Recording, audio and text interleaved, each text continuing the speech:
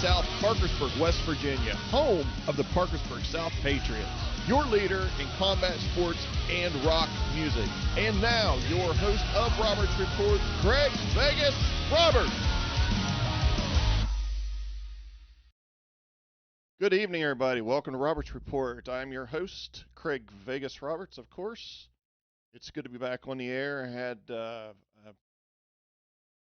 had to have a good opportunity to come back, and I got it, and I'm very excited to be able to talk to our special guest here in just shortly. But just we'll go through just a couple quick things here, and we'll get on with the interview because we only got a little bit of her time. And so first off, on the UFC front, we had Kyle Daukaus versus Jamal Prickett last night. Looks like a good one for Tony Ferguson coming up. Also, Chad Mendes, Mike Perry made their debut in the Bare Knuckle Fighting Championship. And looking forward to see what comes out of them. And in the rock news business, the stadium tour is on. That is the probably the biggest news, and I know our crew is very happy to finally get to see the Motley Crue and Poison and Joan Jett and Def Leppard in the stadium tour. So if you haven't got tickets for that, go get tickets for it.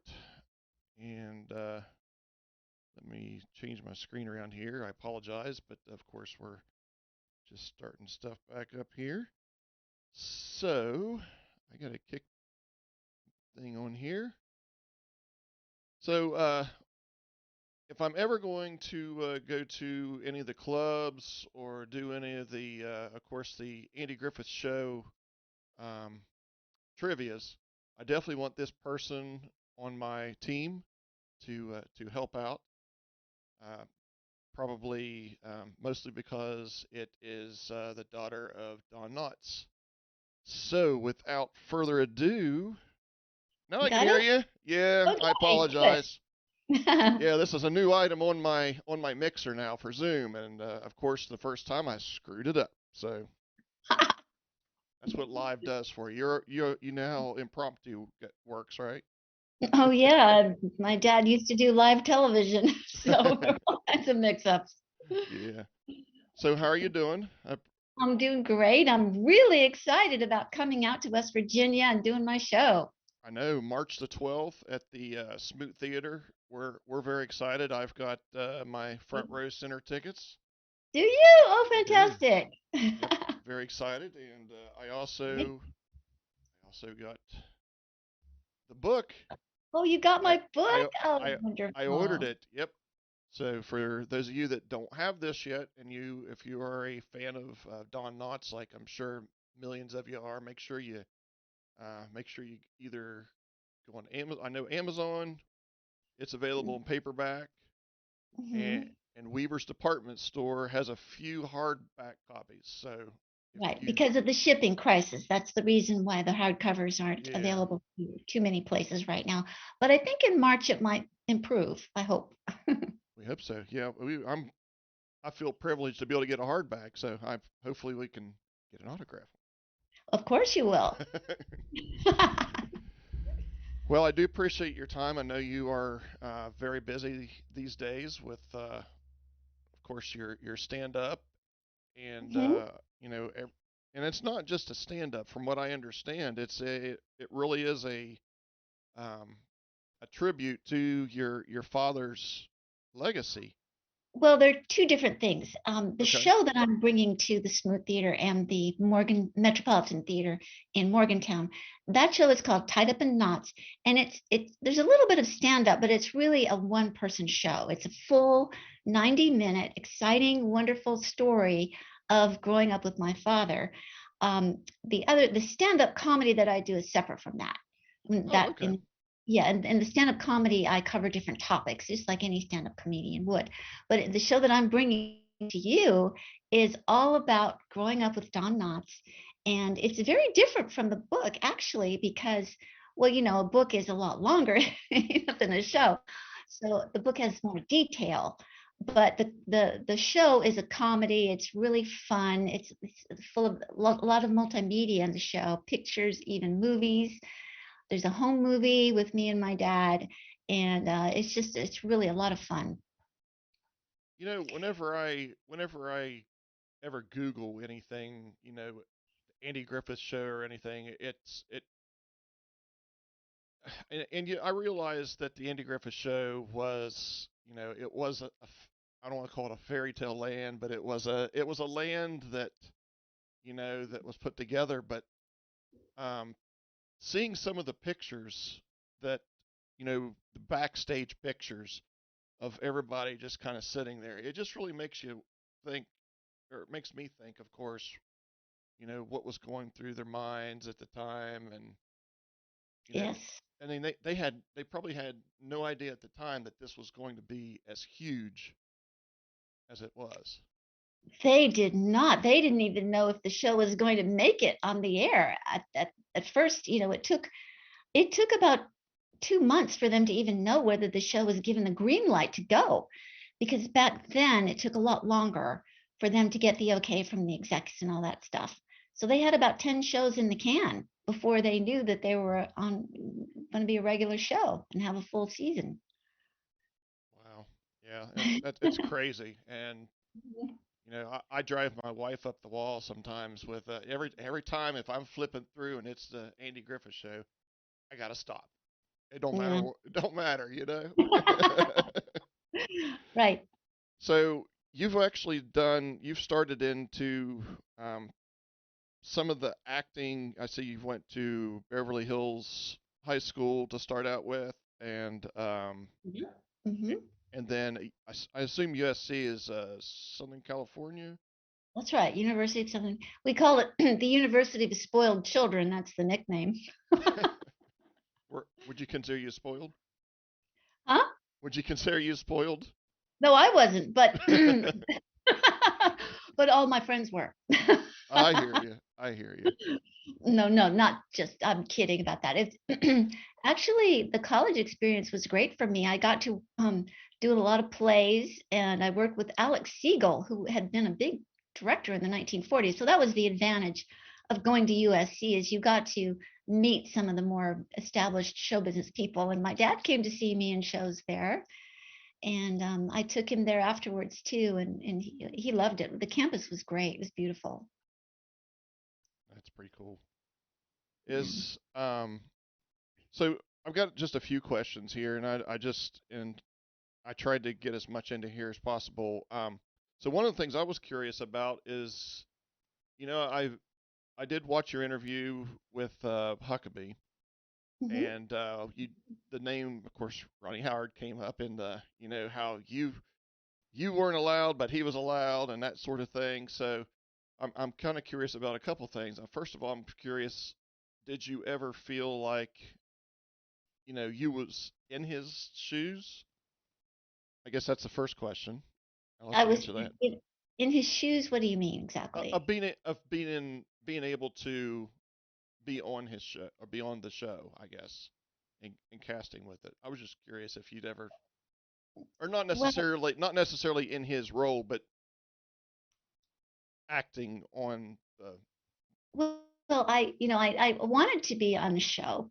I wanted to be like little Ronnie Howard, have a part on the show, and my dad Yeah. wouldn't allow that. And he said, it's a lonely life for a child.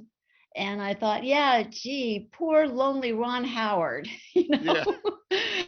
he's just so lonely. But there is something to that. I mean, they tried to make it kind of a romper room for him and his brother Clint, who was much younger and had a little role on the show. Right. They had basketball courts set up, and they had, my dad would take him out to the back lot and they'd play catch together. And, they always were very inclusive. And then one of the little boys in Opie's gang, so-called gang, Hmm. um, had played Little Ricky on the I Love Lucy show. I did not realize this until I started interviewing people for my book, and I found that out. But Ronnie was a very nice boy, and he's very nice to me. but there's something very different about him as a kid, you know. Right. He just had this gravitas about him, like he was more serious than any kid, you know.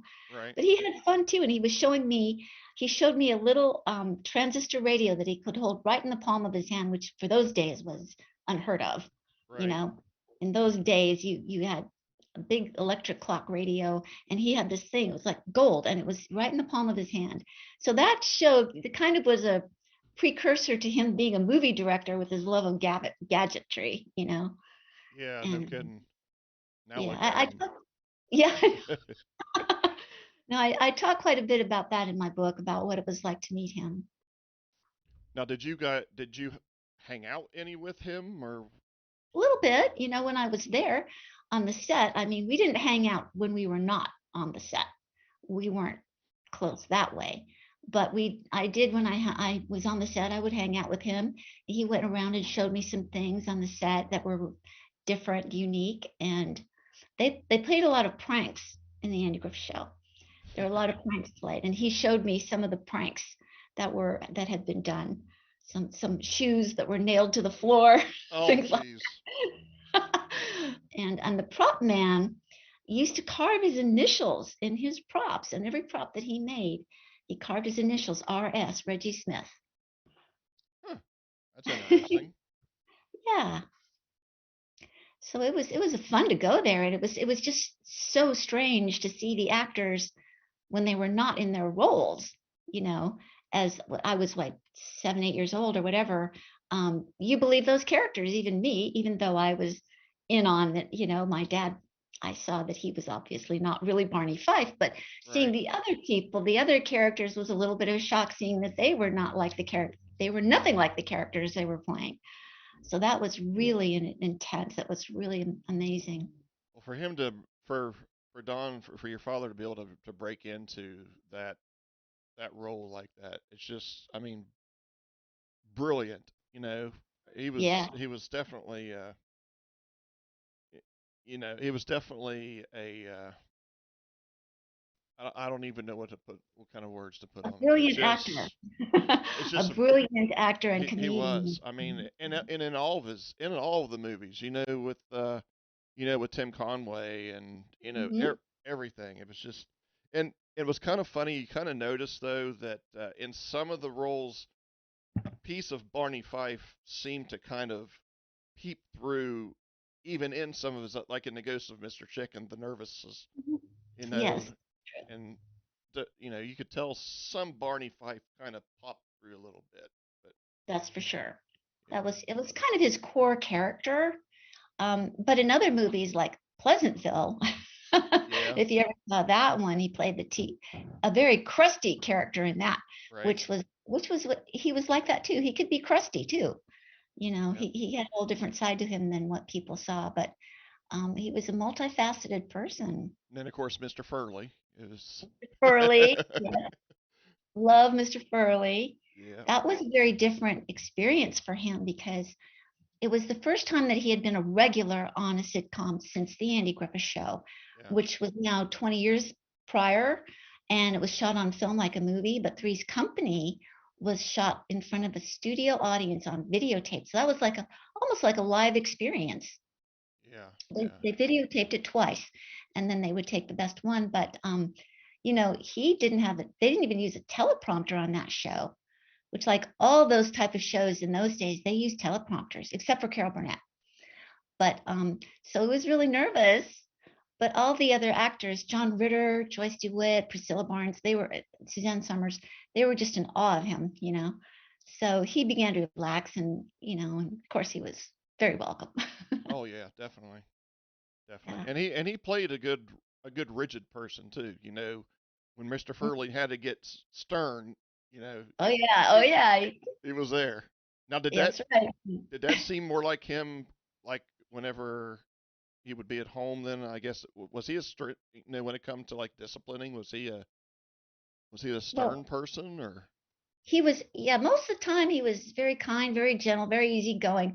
But if he got mad, you know, it took a lot to get him mad. But when he did get mad, yeah, he could get, you know, kind of temperamental. Yeah. kind of like Barney would do, he'd Yeah, get like yeah, yeah. that. So whenever it came time, and I don't know if you can remember, I didn't follow your timeline of what age you were, but when it come time for the contract to run out, what was it, fifth season or something like that for Mhm. for him on the Andy Griffith Show? That's right.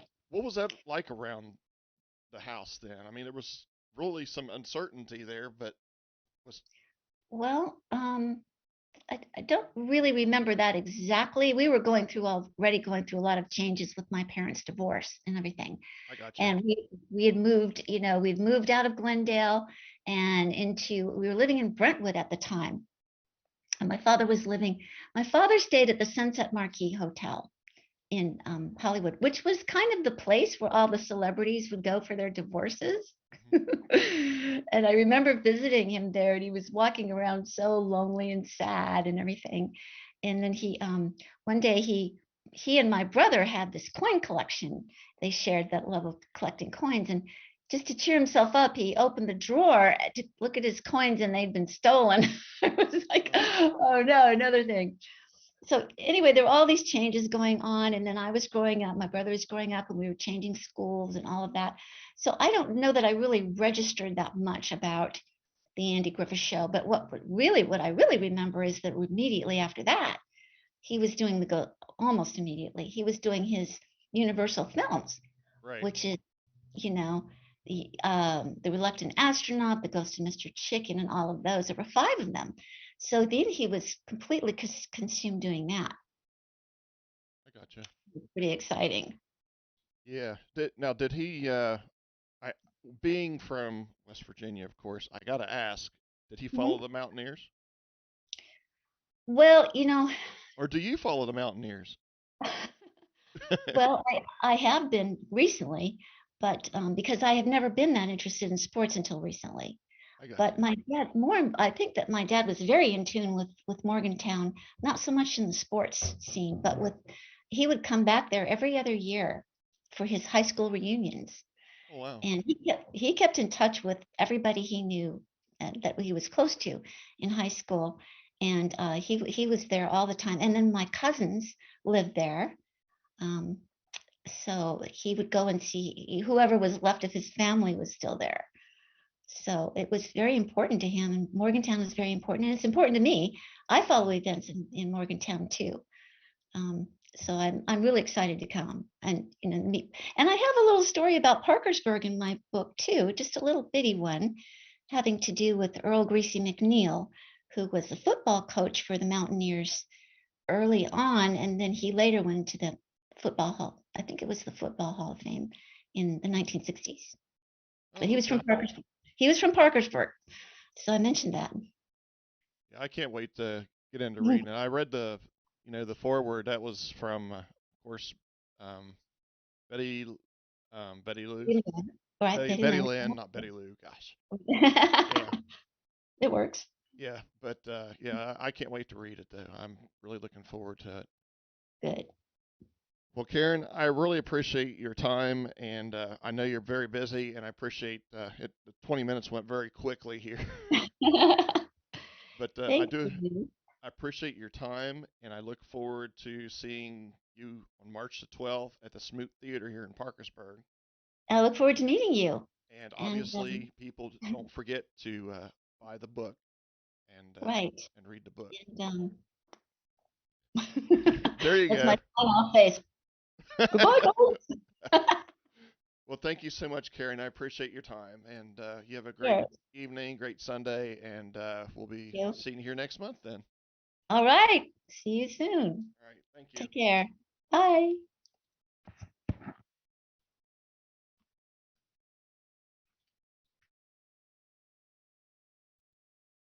All right, folks. So that was, I don't know if you could tell, but I was a little starstruck there. Of course, that's the closest I'll ever get to interviewing Don Knotts, and that's my favorite show, as you don't know. Anyway, hope everybody has a great Sunday evening. That's all I have for y'all. I do have on, I've got another event coming up with Chuck Ward, which is the lead guitarist with Aaron Lewis, which of course Aaron Lewis is going to be at the Adelphia on June 2nd here at the Adelphia Music Hall. So we look forward to that. Y'all have a great evening, and I hope you enjoyed the interview, and we'll be checking back later.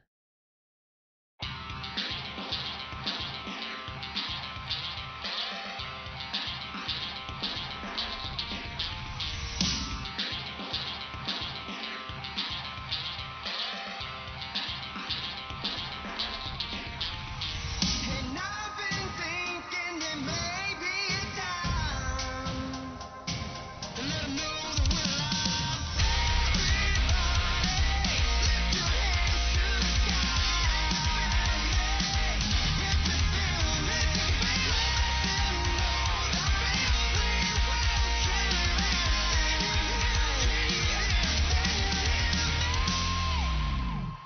Good night, everybody. Hope you have a great Sunday evening.